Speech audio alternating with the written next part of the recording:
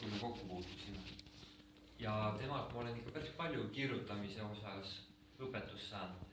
Ja teine kokkupuutepindala on see, et umbes 2004 ma sain kontakti tänu Katri Kõusaarele kirjanik Enn Vettemaaga. Sellest ajast on siis kirjanik Vettemaa mind õpetanud, aga Teet Kallas on Enn Vettemaa sõber. Et sealt on nagu teine kokkupuutepindala Teet Kallasele.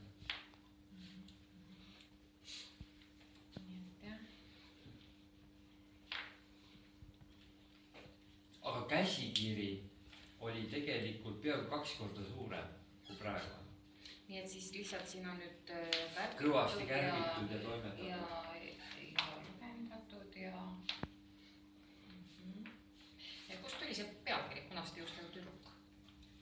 Kui läbi loed, siis saad teada. Aga näiteks tuleb kaupluses, küsitakse seal müüjad tavaliselt, võib-olla ise ei loe ja siis kuidas see müüja peaks vastama, et kas on siin mingid armastuse romaani ka sees? Ei ole.